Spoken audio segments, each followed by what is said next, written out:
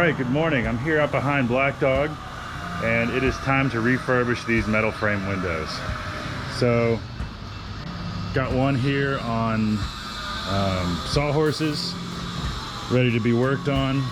This one is in the worst shape of the two. This one's in a little bit better shape. It's got all its glass and it's not quite as corroded, but they're both in pretty nice shape. So, put this one on the operating table first. And the goal is to extract the glass, which we can then strip all this paint off. For whatever reason, they painted over it. And to do that, you got to pick away at this glazing. Luckily, it's pretty dried out, so it shouldn't put up much of a fight. At which point, we can straighten the metal frame. It's a little bent. Clean the glass. Well, at that point, clean and paint the frame. Get this pivoting window working again, and then we can reinstall the glass and reglaze. So, yeah, you get after it.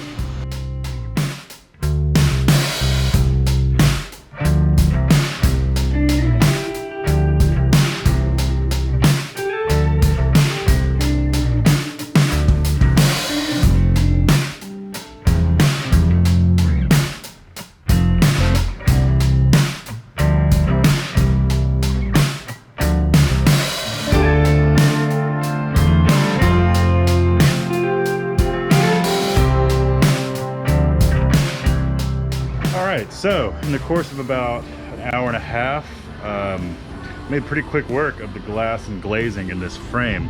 And I'll tell you, this thing is the secret. This is an oscillating tool. The blade broke off on the very last window, but before it broke, it was awesome in vibrating and cutting into the glazing, but it's precise enough to where I can control it and not break the glass, mostly. Here's all the glass I was able to save. A good 15 sections. I think I only broke 2 or 3. And then I followed it up with a wire wheel to clean inside the frame. And now the next step is to take this vertical piece off. This is how you would join 2 windows together in the industrial setting. And I'm gonna do the same thing. There is part of the other window still bolted to this, so I gotta unbolt that and then unbolt it from this window. A little trick when we're dealing with these square-headed nuts, the trick to get those off, being that you can't put a 6-point socket over them, I use a 12-point socket because 6 cannot be divided by 4, but 12 can. And so find a corresponding 12-point socket, put it on an impact driver, stick it on there, and the thing comes right off. So, nice top tip there. So I'm gonna blow this trim piece off and then get this middle window operable again. And then it's just a matter of sanding and painting, reinstall the glass, repaint the other one, and then we'll be able to install these in the office wall. So, making good progress.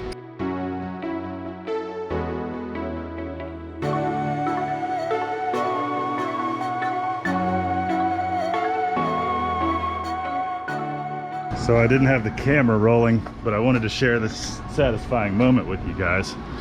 I soaked this operable window in like a penetrant spray to break down rust, and it started to move. Look how cool it is. It's awesome. Doesn't hinge like I thought. See, these windows hinge in the middle and swing out. How good is that? Hinges sort of from the top and in the middle with these cool Z hinges. Oh, this is gonna be so nice.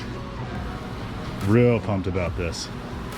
I wonder if this one's the same. I don't think this one's the same, but that's okay. That's what you get when you use old stuff. All right, so now the plan is to straighten out this stuff.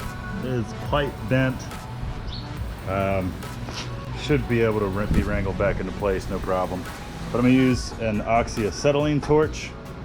That way I can heat the metal up, put this crescent wrench over it, sort of like this, and then I can be able to bend it back and forth.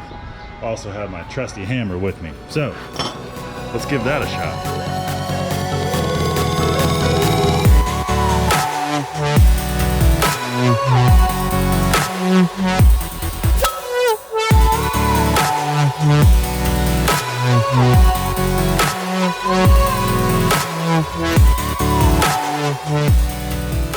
Alright, so the frame is clean. I've wire brushed everything and I've rubbed it down with a little bit of denatured alcohol.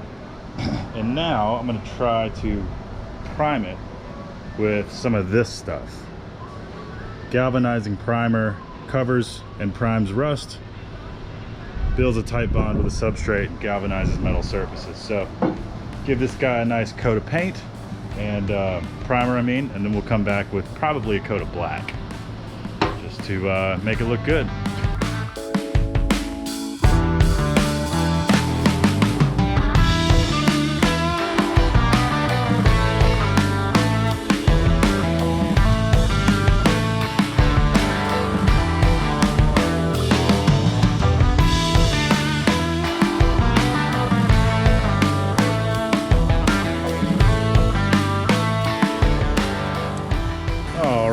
Seems to be going well. Got the whole thing primed up, looking pretty good. This thing, the way it hinges out, it's doing what it's doing right now because it's broken. It's supposed to stay sliding in these tracks. Actually, it would look like that, but it's not supposed to do that. Some pieces here that are just too far gone. So, good news is it won't be open very often, and when we do, we can just crack it and it should stay in place because it's pretty tight. So I'm not gonna worry about that. It's been way too much time right now just trying to fix a hinge when I can just get these painted, installed, and if I want to tackle it later for whatever reason, I can. So this guy's primed up, looking good. We're gonna paint it black. I got some Rust-Oleum Professional semi-gloss black that we're gonna hit it with. We'll hit this side, we'll flip it, hit the other side, then that means this one will be ready for glass and glazing. This guy, I'm going to try to prime and paint without taking the glass out. And hopefully I'll just be able to scrape the overspray off the glass with a razor blade. So, making decent progress. It's hot today, middle of June. So, we'll take a break and get back at it in a second.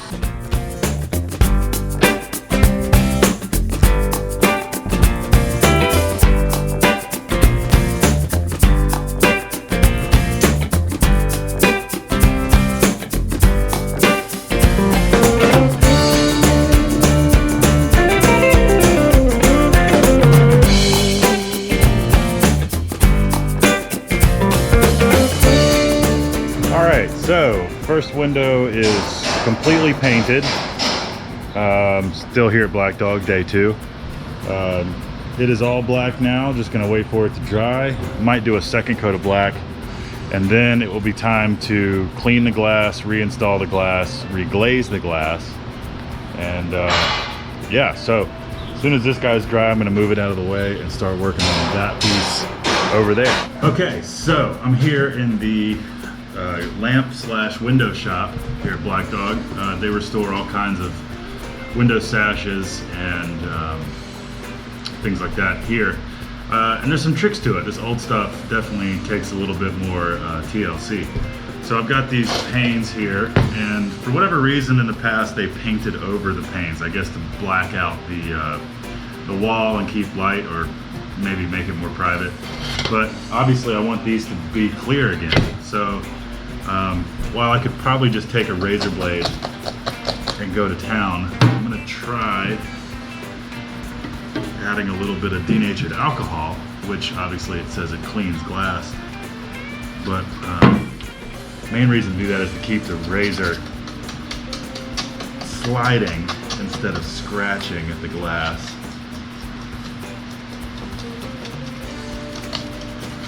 It actually looks like it's working pretty good.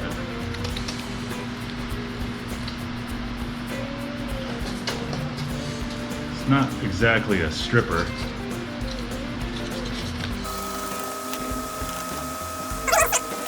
This Should glide along the surface of the glass pretty easily.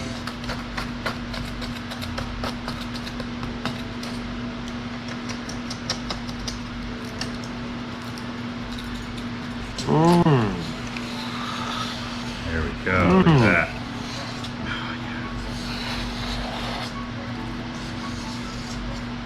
Okay, that is mighty satisfying.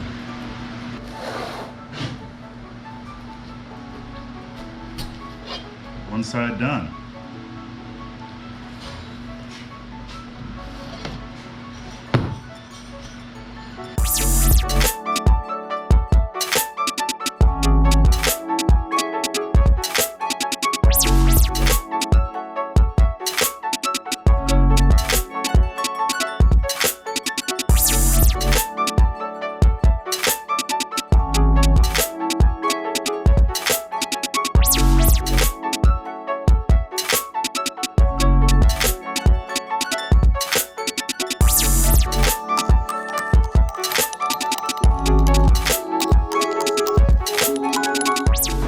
So on to the next window. Got it up here on the sawhorses, and it's not in bad shape actually. This is the front, or the outside as it were. It's got the same problem as the other one did, where the sliders are compromised, so the window just comes out completely, but I'm not going to worry about it too much. At least they're both the same, and I'll find a solution later. I'm going to try to keep the glass in this one, so I'm going to take a wire wheel and just clean up the metal frame. Try not to hit the glass with the wire wheel, just stay in the frame. Then I'll flip it, do the other side, prime and paint this one, and then again the overspray I will just clean off the glass when I'm done.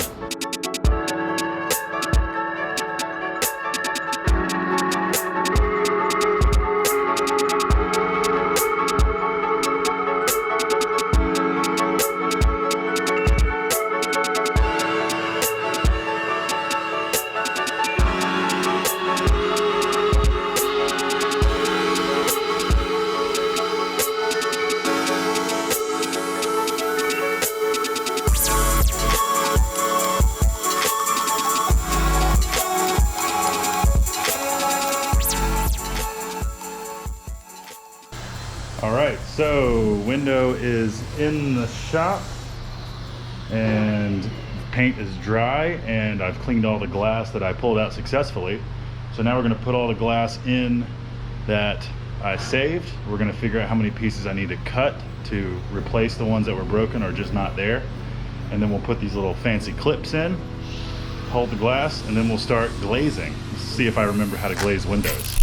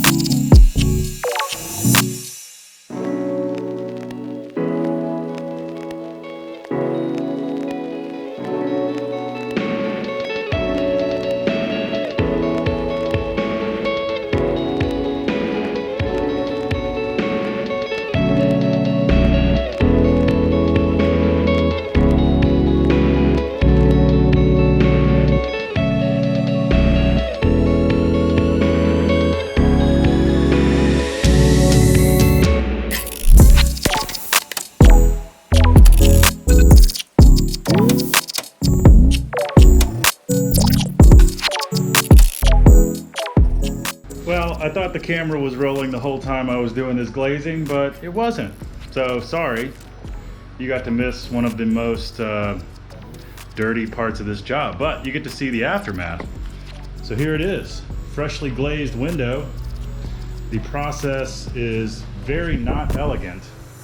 You literally just roll window glazing and cram it into the edge, and then come back with a glazing knife and just shave off the excess.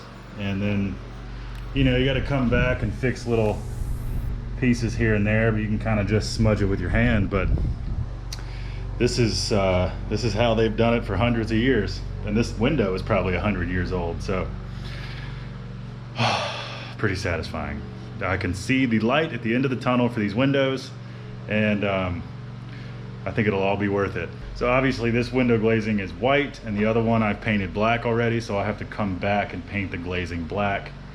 But that'll just be the icing on the cake to make it all blend in, and obviously I want the windows to match. But it's been a long day. I'm tired. It's getting close to the weekend. I'm signing off. I will see you guys next time. Peace. Today we got a familiar face in the building, Mr. Wyatt Allen, repping Jake's Heating and Cooling, who will also be here later. Jake's a good guy. He's going to put that unit in there. But today's goal is to frame in that giant hole for those windows over there.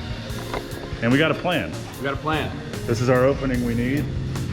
102 and change, and 110 and a half and change. We got these 3 pressure treated 2x6s, and we're gonna cut them, screw them in, shrink the opening, and then we can mount these big old double windows. So let's get to it.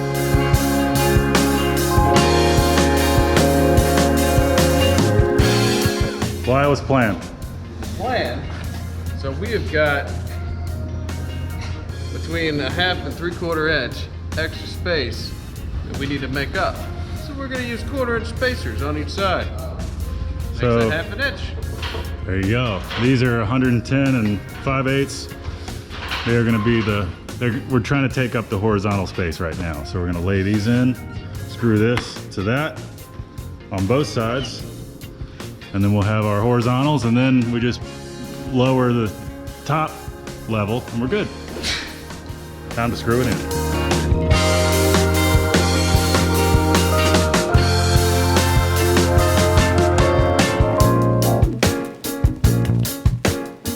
So we got our opening set up.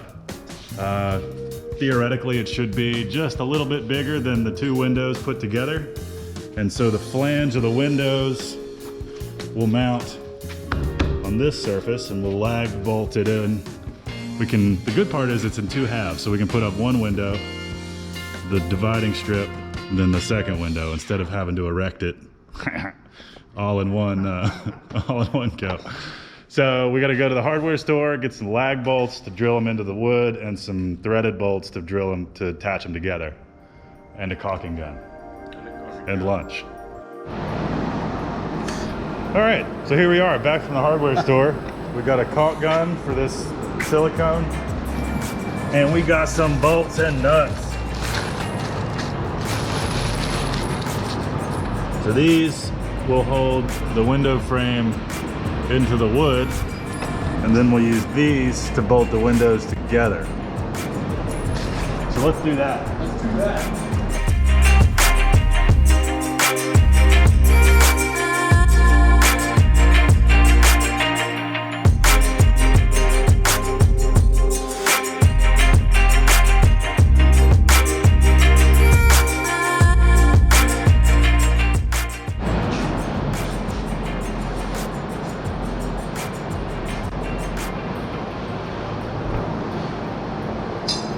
We got windows. We got window.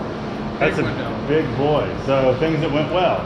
Our math this morning was pretty close. Pretty close. My math before measuring them was helpful. My math counting the hardware at Tractor Supply was not accurate. Either that or my math with the initial numbers of getting the hardware wasn't Yeah, accurate. you were doing all kinds of It weird was math. I'm blaming it on you. Well, I'm blaming it on you because I didn't understand. I was starting to count very slowly and calmly, and you were like, "Wow, let's take this divided by 2 and multiply." And I'm like, Yeah, because things need to be more complicated than they should be. "Welcome to You the know, world of Wyatt This Allen." is how my MO. Hey, we're supposed to be trying to get away from our father's mistakes. I'm struggling in I a am very too. similar way. I did not fall too far from that tree. Enough of that though. These windows are awesome. So yeah, they're big boys. They're all bolted in. We caulked it. We drove it in with lag bolts. This strip that joins the 2 windows together fit great, and we use some of the old hardware for right now. I'm gonna get some modern hardware at some point. But this was a big deal. And because We have now gotten we passed our framing inspection, rough in and everything else. We're very close to being able to put drywall on these walls. So this was a perfect time to do this. So yeah. Anyway, it's been a good day.